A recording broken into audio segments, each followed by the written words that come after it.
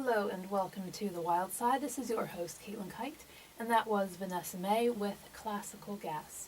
And I have chosen to start off today's show with a bit of violin music because today I am talking about the evolution of violins. And this is something I have hinted about a little bit with some Twitter posts. I don't know if you guys have been watching the Source FM feed, but I have posted some of the popular press coverage of this particular recent scientific research project, and now I want to think about it and talk about it in a bit more detail. If you've ever noticed some of the things that I talk about that do get a lot of press, the press releases tend to give you kind of a basic understanding of what the research was about, but I like to go into a lot more detail so that you understand a bit more about the context and also the methodologies that have been used and the broader repercussions of all of this work. And this is a paper that I thought sounded really interesting when I first ran across the press release, so I was interested in finding a copy of the original literature and reading it a bit more thoroughly to find out about this particular analysis. And basically what this guy has done is looked at the changes in violin body shape over time and kind of assessed whether or not these follow the rules of evolution. And rules I kind of use loosely, but if we think about how evolution occurs in biology when we're thinking about animals and plants and things like that, and the sort of streamlining of their shape in order to allow them to be more successful, this is exactly what he saw happening in violins. So the things that had a certain type of shape were more popular, they were more successful, and so more of them were purchased, and then more of them were made, and then so on and so on until we see those sorts of body plans proliferating. But that's just kind of a general analysis of what he did. Actually, he goes into lots more little kind of side areas of research to come out with this larger result. So I'm going to talk about those in a little bit more detail. And first I will start off with an introduction because maybe there are a few violinists out there, but maybe there are lots of people like me who aren't really that familiar with the instrument and where it came from. So I want to give a little bit of background in kind of where violins emerged, how they emerged, when they emerged, and what their different characteristics are. So violins, if you've ever seen them, you might have noticed that they come in lots of different shapes and also sizes. And they are related to other types of instruments that also come in quite a range and have quite a lot of variety. So even though we can classify something as a violin, there often can be some overlap with these other similarly related, I guess you could say, instruments, and also you can clearly see where these things came from in the past. So we know that violins emerged in around the 16th century, and they seem to have descended from instruments such as the rebec, the VA, which is a medieval fiddle, and the lira da braccio, which is another type of violin-like instrument. But all of these look quite different from the violins that we know today. So the rebec is more of a droplet shape, so kind of like a teardrop type shape. The VA has more of a box-like shape, and the lira da braccio has more of a heart shape. So even though we can see that there are some characteristics that these things share with violins and probably passed down to violins, we also can distinctly see that they are separate instruments and clearly separated from the modern violin. And in addition to looking quite different, we know that these things also sound different, so they have a different timbre, which is kind of the quality of their voice. And also they have different projection qualities, so some might sound a bit pitchier, some might have more of a kind of a rounded tone, others are going to be quite loud, others are a bit more subtle. So all of these different things are variations that we can see across all of these different instruments, as well as sometimes within instruments in a single family. Now, the variations that we do see in acoustic performance are hard to trace to any particular feature, and that's because there are so many different properties of the instrument that influence the sound, and that means that it's not exactly easy to see how instruments might have evolved to produce the particular sound that luthiers, which are violin makers, and also artists, and potentially even audiences, were after. So for example, you can think about the type of wood that's made, where the curves are, how long something is, how wide something is, how many strings it has, how long the neck is relative to the body. the width of something the depth is what I'm really meaning. So the kind of, if you lie it flat on its back, how high it is off the ground, whether it's got a rounded back or a flat back. I could go on and on and on. There are lots of different things you could look at, and each of these has little tiny contributions, and others have bigger contributions than some. There are particular characteristics that, of course, are really important, but all these other things are also part of that sound, and so if you tweak each one of them separately, then you might not notice something, but if you tweak a lot of them together or certain things in conjunction, all of a sudden everything is different. So it's quite hard to isolate all of these things by themselves in order to figure out how one change all by itself had an effect on the violin.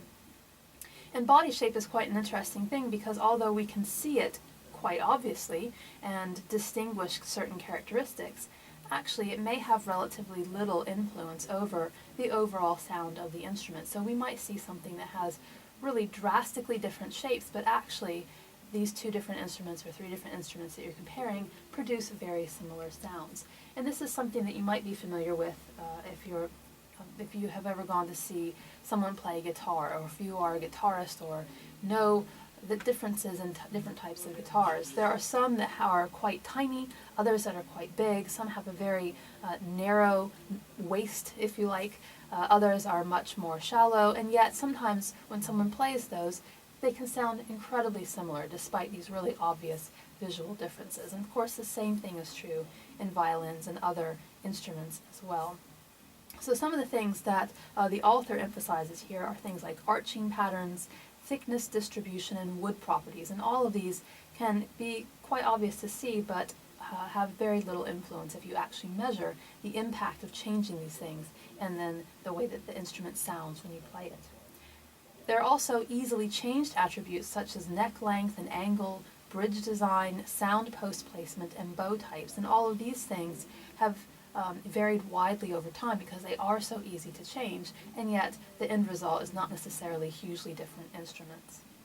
So if you look at the range of literature about violins in the past, researchers have typically neglected violin body shape as a topic of research, or they viewed it as something that basically interferes with other more interesting things that they want to examine. So they're interested in thinking about the sound of the instrument or how it's held by a human, other qualities like that, but they don't really look at the body shape because it is such an incidental thing. It kind of is something that allows these other more interesting features to do their job. And the author goes on to compare the body outline to the F-holes, and if you have seen a violin, you can visualize how there are those little kind of scroll S-shaped or F-shaped holes that are on the front of the instrument, and those allow some resonance because they allow the movement of air between the inside and the outside of the violin. So he compares F-hole shapes to the overall body plan because they can be useful in distinguishing instruments from different makers. So everyone has kind of their own little spin on how to produce this characteristic, and yet they aren't incredibly important in terms of actually producing the sound, which means that you can have lots of variation if people find them to be kind of an intriguing thing to select on, if you like. So they happen to like a particular shape aesthetically more than another.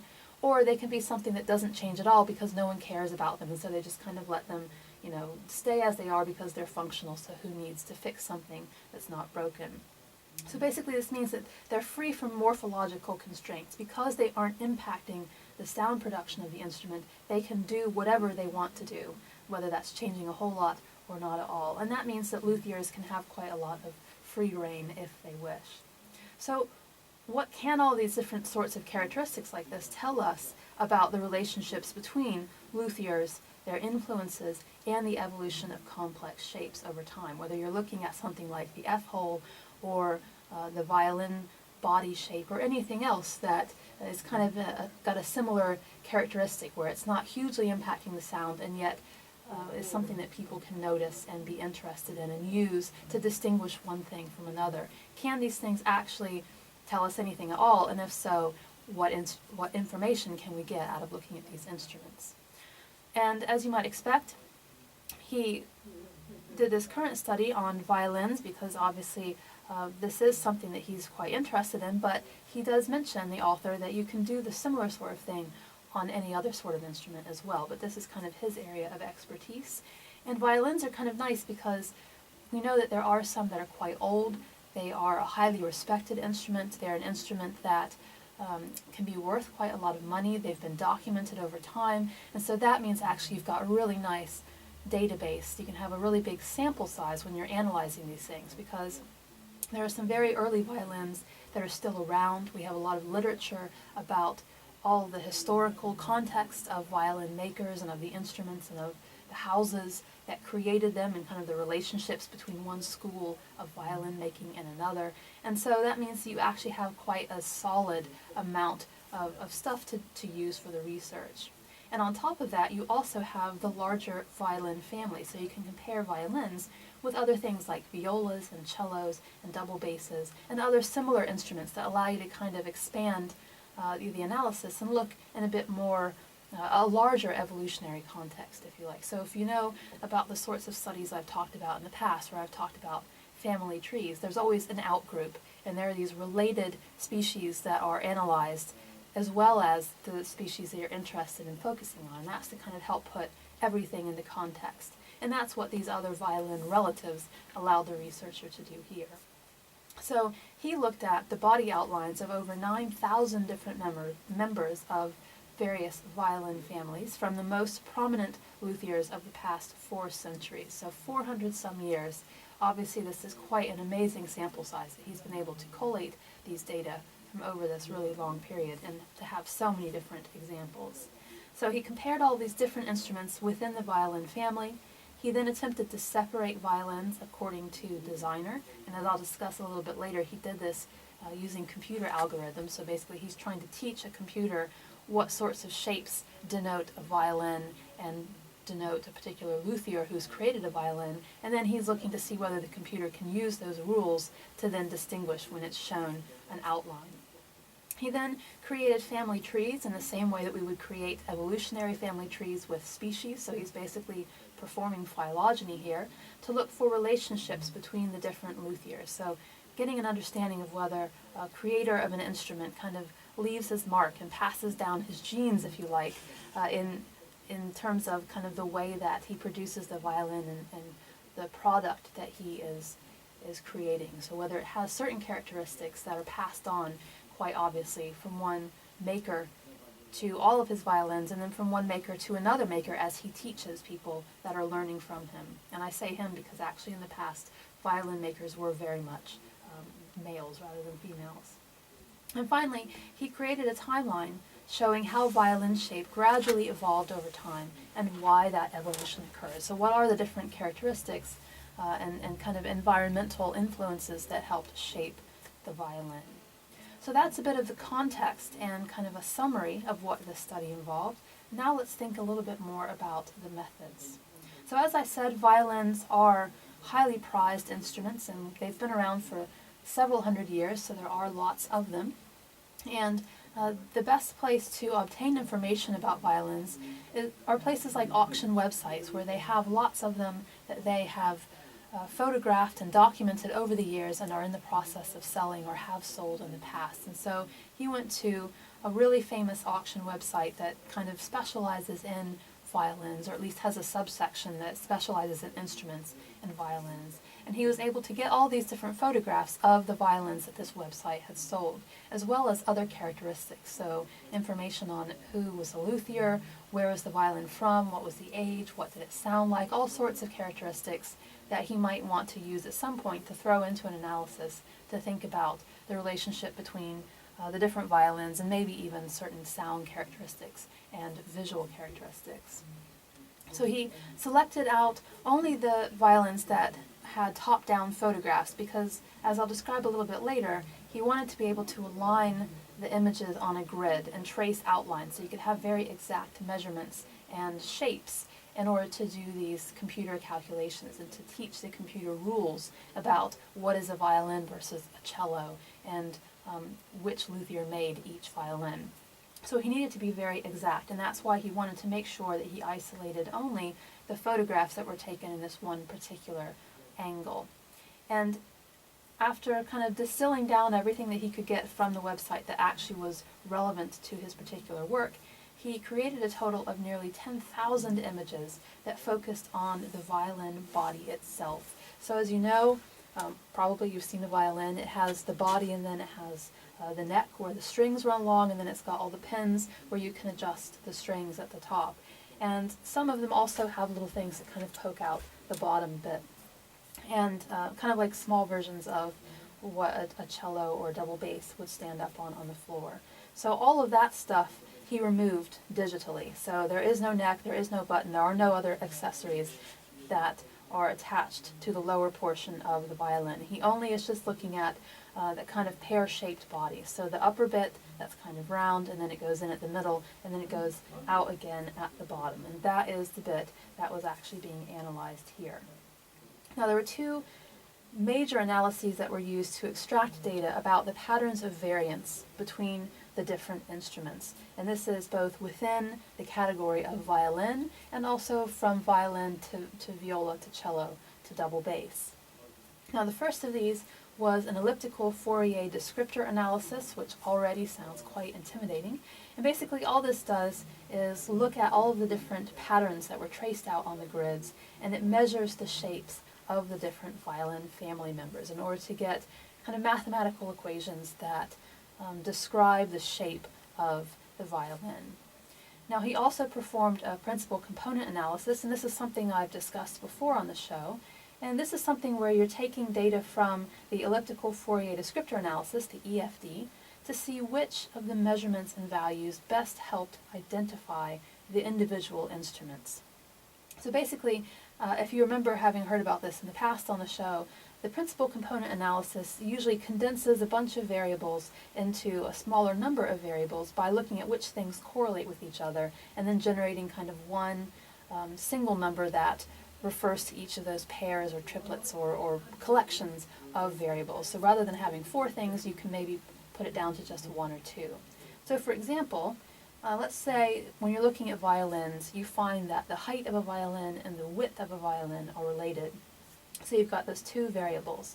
So this analysis would look at all the different combinations of height and width across your whole sample and basically provide a ranking that indicates where each instrument falls across that spectrum in that relationship. So you'd have something that ranges kind of maybe from a -1 to a 1, let's say, where -1 is the largest height and the smallest width, through to the kind of, an average between the two. They're quite similar, and then all the way up to smallest height and largest width. And so you would have that kind of -1 to 1 value representing that ranking so that you know where an instrument falls on that spectrum. And all of a sudden, instead of having those two measurements, you've just got the one, and that makes your analysis a bit easier.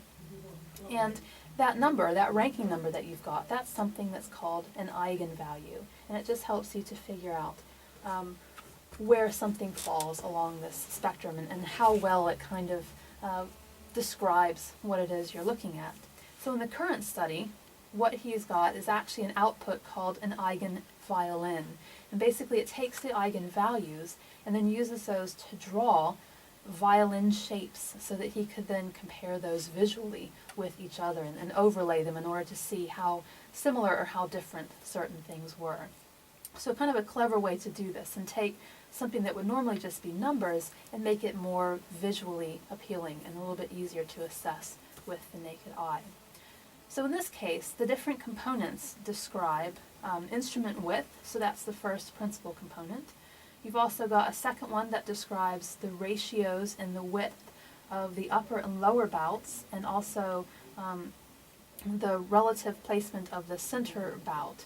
And I should pause for a moment to just describe what bout means in this case. So if you picture that violin in your head again, and I talked about that kind of pear shape, the upper kind of curvy bit, let's kind of say that this corresponds to the body of a person. So the upper curvy bit basically corresponds to kind of the shoulders to maybe the rib cage, and that's called the upper bout.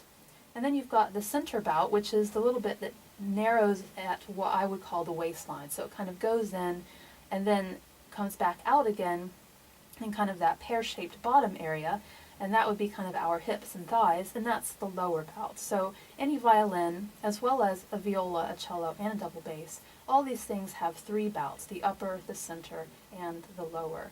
And it's the ratios and all of these things that are kind of being described with this second principal component term. And the third one, and these are the three major things that kind of fell out as being the most important characteristics of this analysis. The third one is the shallowness of the center bout. So whether something is quite small and narrow and quite tight into that center area where the strings run, versus something that's a bit broader and is more similar to the upper and lower bouts in terms of the width. So you would have less of that pear shape and more of kind of a consistent width along the whole body of the violin. So he then used something called linear discriminant analysis to see how well a computer was able to judge a violin's identity based solely on the body plan. So as I said, basically what he's doing is using these numbers to tell the computer, if you see things that have a plan that can be judged using these equations and these values, and it looks like this eigenviolin, then it should be a violin versus a viola versus a cello, etc.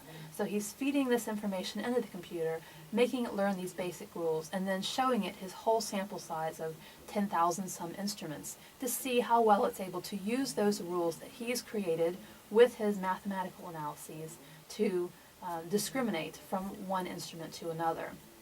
So he first did this by looking at type of instrument, so those four major classes, and then he did a second round where he took only the violins and asked the computer to determine which luthier made the violin. So he had both individual luthiers and also luthier houses, because as I mentioned earlier, you do have these people who are teaching others. They have apprenticeships and they work together, and so they pass on certain characteristics and techniques, and so of course the violins are going to be a bit more similar. So he looked both by individual violin maker and also house of violin maker in order to see whether the computer was able to tell one type of violin, one group, one origin from another. And that pretty much summarizes all that he did. So actually, I know that the individual analyses are a bit hard to wrap your mind around sometimes, but overall, not too hard in terms of technique. He just measured a whole bunch of violins and then taught the computer what those measurements meant and looked to see whether the computer was able to use those to actually determine something about the violin. So I'll give you a break for now to kind of let all those things percolate in your brain and process that a little bit, and then I'll come back and think about the results of the study and what all of that means.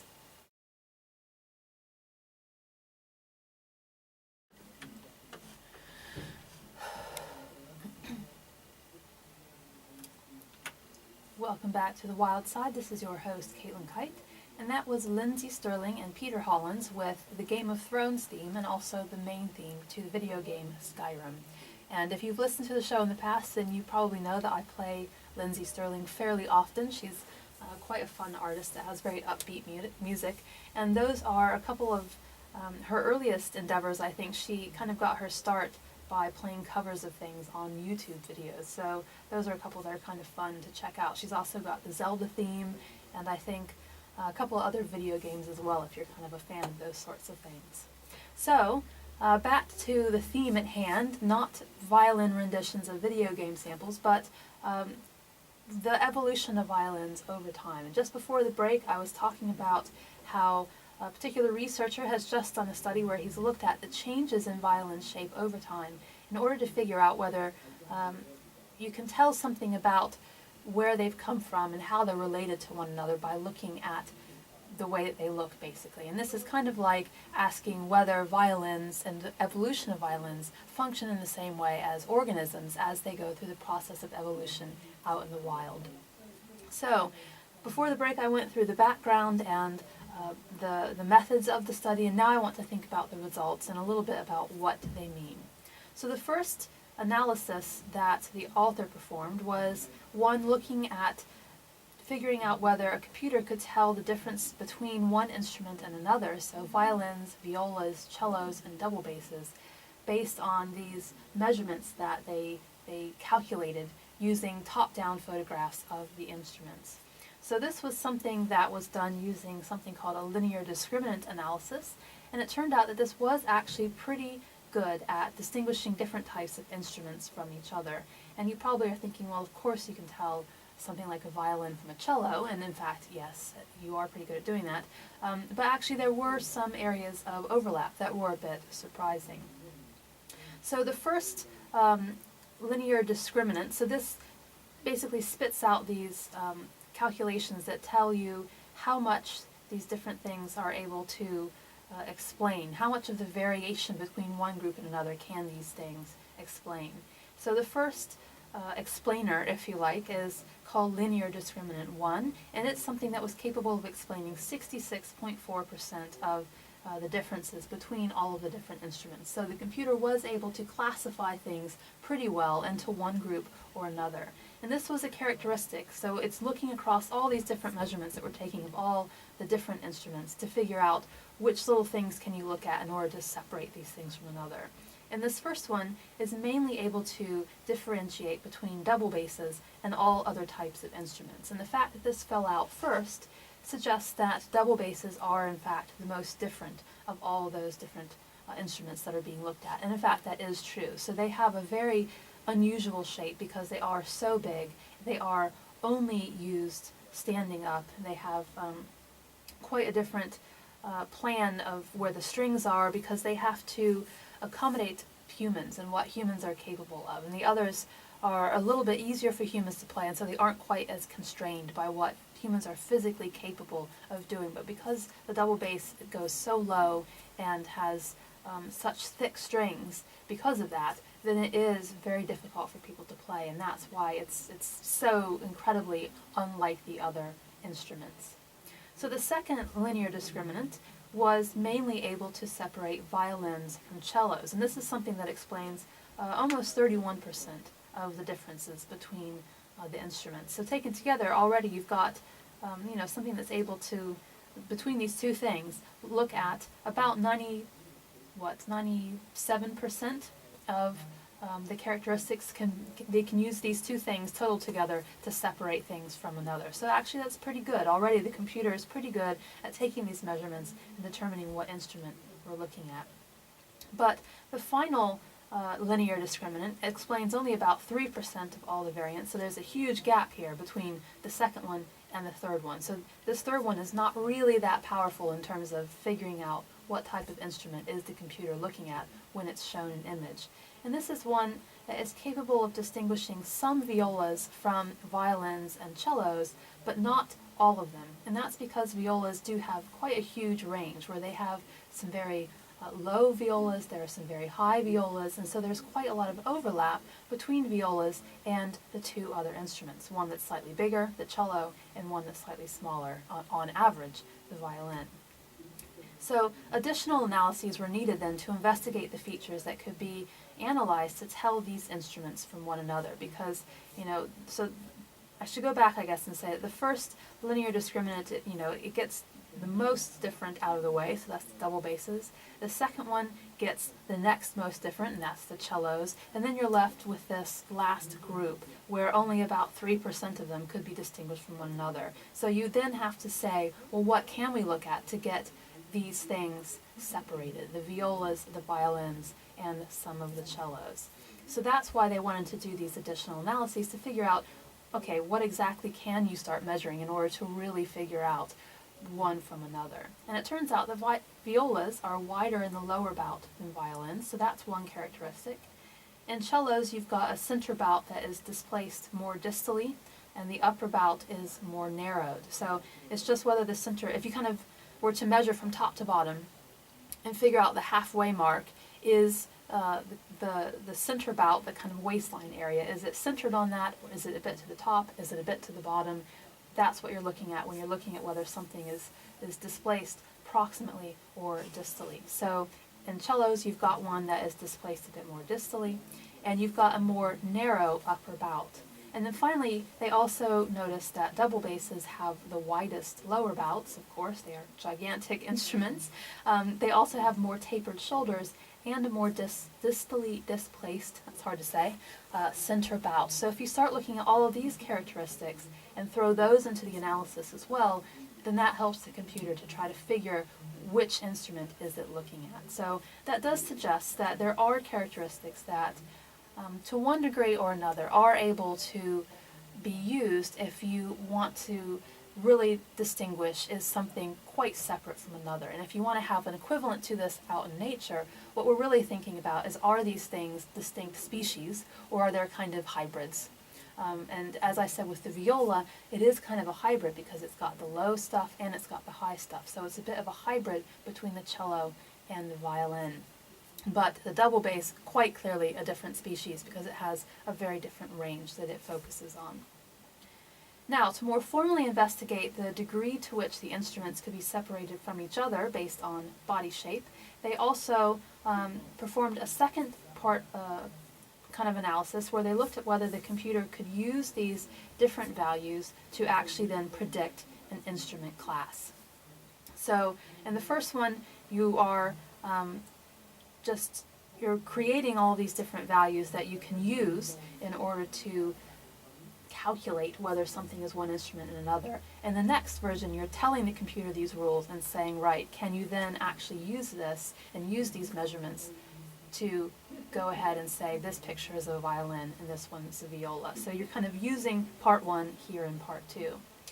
And what the author found was that most violins and cellos and double basses were distinguishable from one another, but only about 28% of violas were correctly predicted as such. So that means that there are lots others that look like something else to the computer, whether it's a cello or a violin. And in fact, a majority of them, about 63%, were predicted to be violins. And this is in line with common knowledge that violas are, on average, larger than violins, but have basically the same shape. So the computer was looking at all these kind of ratios from one part to another, and so it was having a hard time telling the viola from the violin, because they are quite similar, even though they're just kind of scaled up a bit from the violin. And this reflects something that's kind of a historical thing in instrument making, which is that violas have been non-standardized in the past, and so new shapes have emerged and have been spread pretty easily because there isn't any one particular thing that people have asked for in the viola. And that means there are lots of versions, some that stray a bit more towards the violin end of the spectrum and others that stray a bit more into the cello range. And actually, we're in the middle of kind of a renaissance right now, if you like. I'm not sure renaissance is quite the right word, but a change period, because violas can actually be injurious because of that large size. So actually, if violas were to be played in the correct positioning, given the range that they're designed for, people would actually put them between their legs like they do a cello, rather than on their shoulder like they do a violin. So the fact that people do continue to play them like a violin actually means that we get a lot of instrument damage to the wrist in particular and to the fingers, because people are having to wrap their hands around things while they're playing in a way that they really shouldn't. And so there is actually some selection pressure on on violas at the moment to try to increase playability and also to reduce injury. Now let's think a little bit about the evolution of violin shape over time. Now, I mentioned earlier that the violin family most likely arose from luthiers in the 16th century, and this happened in a region of Italy called Brescia. So although the design continues to improve and change, the major features that we know today actually date to that area of the world and also that time. So a lot of things were chosen from the instruments that the luthiers were familiar with. Those were applied to violins, and basically they have stuck since then. But they've not been completely stagnant. There have been little changes here and there. It's just that these major features are ones that we see today. So, kind of the fact that there is a neck along which you put the strings, and that you've got kind of a fatter body and a thinner neck, for example. Those are really obvious characteristics. Now, to investigate the evolution of violins, the author obviously wasn't too interested in all of the other instruments, and so his sample size is a bit smaller here, but it's still something like 7,000 samples, so it's a really nice data set that he's working with. And this one, like the other, comes from the auction house and encompasses, because of that, the most desirable violins and also the ones that are most historically important. So these are the ones that are still around after all these years. They're the ones that people are interested in. They're the ones that are going to fetch some money at auction. But this is actually not a bad thing, because these are kind of the most successful examples, and they're the ones that represent the traits that have been most dominant, and not the ones that maybe have kind of little traits that were not really around for very long or were not found in a lot of instruments. So this represents kind of what we most likely associate with a violin. Now, Cermanese instruments dominate the data set until about 1750, and so these are instruments that were made in, I think I've made a typo here. They've been made in Cremona, so it's Cremonese instruments, and they dominate the data set until about 1750. And after that, you have other Italian schools of violin making on the rise. So violins that were made in places like Milan and Naples and Venice and Turin, and even outside of Italy, in Paris and London. And instruments from other cities are often associated with distinct periods in history. So as these other places became more powerful, they had more imports, people traveled to them, suddenly the violin became more important there. And so you can kind of trace the appearance of violins in these areas to those important historical events. And in many cities, the majority of violins came from actually a single luthier or a single house of luthiers. So it's not like you've got tons of violin makers all over the place. It's actually kind of a select few individuals throughout time that have done this. So if you think about that kind of history of violins, we know clearly that location and year and luthier are all going to be factors that were quite important in changing violin shape, or at least they're likely to be factors that are important. And so these were all included in the analyses that the author performed. And this meant that he could create a resulting mathematical model that indicated kind of the relative importance of these characteristics. And in fact, luthier and year appeared to be the most important factors. So when a violin is from and who made it are the factors that are most closely related to the shape of the violin. Now the author again used a linear discriminant analysis to see if he could separate luthiers by the shape attributes that most distinguished their violins. So what factors influence the shapes of violins that most distinguish their makers? Could it be the time, so the place in history, influenced by the aesthetic demands of the artist and their listeners? Who knows? This is what he was out to find. And indeed what he found is that one of the linear discriminant values was especially correlated with time, and that suggests that it was capturing a violin variation that was related to historical period. And much of the relationship in particular seems to be explained by the fact that there were extreme forms of violins before 1650, but also after 1800.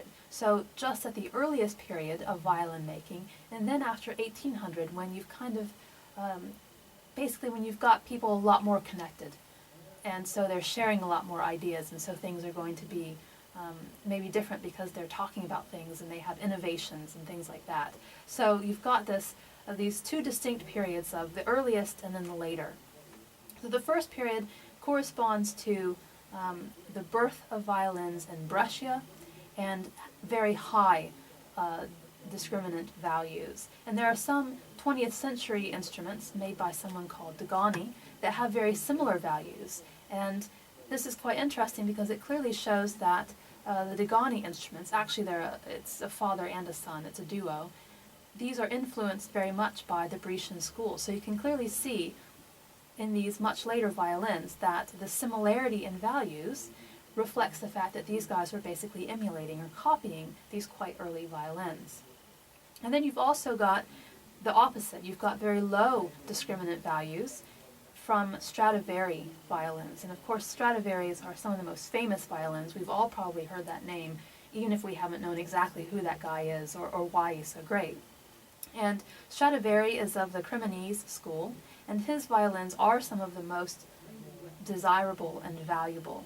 And they may actually have been the inspiration for the designs that came from the 1800s afterwards. So people were looking back at his highly well-made violins and very popular violins and trying to copy them. And they were copying them so well, hundreds of years after the fact, once they finally found them and could figure out how to make them, that the values of the violins look quite similar. The mathematical values used to describe these violins, they look quite similar, even though they come from very different makers in very different time periods. So these guys were very good at copying those instruments. Now the second period, which are these Stradivari copyists, after 1800, this includes people like Nicolas Lupeau and Jean-Baptiste Villon from Paris. So from quite a distance, these guys were able to collect some of Stradivari's designs and study them and then emulate them. And what's quite interesting is that these people who helped spread Stradivari's design around the world actually and make them more popular even than some of Stradivari's own violins were making his brand popular. They were such good mimics that the computer was having quite a lot of difficulty assigning violins correctly to them. So sometimes the rates were as low as 20% accuracy. So these people were really good at making violins in the style of a Stradivari, which is either a really good thing because it meant that you were getting quite a high quality violin even though you weren't necessarily paying Stradivari prices, or it's a bad thing because you could obviously be duped if actually you wanted the real thing. But other luthiers were so distinct from each other and also from Stradivari that the computer actually could be as accurate as 80% when it was assigning from one to the other. So this shows quite a huge range of distinction between the different violin makers. And because copying is so prevalent, specific shape attributes are highly correlated with time. So the kind of period of time historically in which these guys are making their violins and coming into contact with each other. And the success of particular luthiers and violins made certain characteristics more popular, which meant that these were included by more and more luthiers as they accessed and copied those violins. So basically what we're talking about is the evolution of the modern violin's outline, because certain shapes are so popular that they are showing up more and more.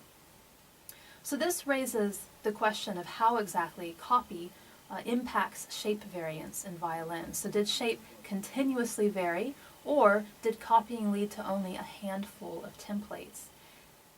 Previous qualitative analyses have suggested that there are kind of variations on a theme. So what biologists might refer to as descent with modification. You've got a few highly influential outlines, and these were copied with only minor changes. Early on, the violins were quite varied because the variability was valued. Everyone wanted something distinct and unique. But then after this initial innovative period, copying became more common because people knew what worked and they wanted those things. And this can be seen quantitatively with an analysis called hierarchical clustering. And this is basically what we're talking about when I keep referring to this phylogenetic tree of violins. So this is looking at where you've got groups that fall out that are more clearly similar. The things within them are more similar to each other than to the other groups. And you've got Maggini, who's the earliest member of the prolific luthiers, and he represents the Brescian school. Then you've got Stradivari and also his copyists. You've also got Amati and then Stainer. And all of these guys are four distinct groups that were created from an analysis of over 4,500 violins. So you could have lots of things, you would think, in that sample that were quite clearly different from one another, and yet across 4,500 violins you can very easily group them into only four different categories. And another kind of element of this that I won't get into in too much detail is the fact that luthiers that are genetically related also tend to cluster together. And this, of course, is because you've often got fathers training sons or training maybe brothers or cousins and nieces and nephews. Sorry, not nieces, I said men only. But basically because you've got this kind of in-family choice of careers, then you also tend to have kind of a genetic relatedness of the violins as well, which is quite interesting. So clearly, violin shape has been modified for functional reasons. And outside that, so those things, outside the kind of basses have to be upright because they're so big, violins can be on the shoulder because they're smaller, and all of that has to do with the sound they produce. Outside of that, the shape has changed in a fairly arbitrary way. A lot of it is just aesthetics and what people like and what the luthiers felt like doing. They're little flourishes that allow them to kind of put their own personal imprint on a thing. And if you look at those sorts of things, the patterns of violin evolution are really quite similar to those that are seen for biological forms. So shape behaves as kind of a neutral trait. You could have something that are radically different but acoustically equivalent forms. Sorry, it's hard to talk. And what we have today basically results merely from the whims of the Brescian developers. As I said, it's just certain traits that they liked from those pre-violin things, they applied to violins, and then they stuck. Differences in apprenticeship could easily have led to differences in design and shape. So if you studied with Stradivari rather than Maggini, suddenly you might come up with a very different violin. And this is kind of a process that's quite similar to genetic drift. It's kind of by chance. The process of creating the outline, so whether you're copying a previous version or pioneering a new one, this is quite similar to inheritance and mutation. So whether you do something similar would be inheritance, and something quite different would be mutation. And the process of replicating successful designs mimics adaptation, since it improves the desirability of the instruments and also the likelihood that they would produce a progeny, or another violin, if you like.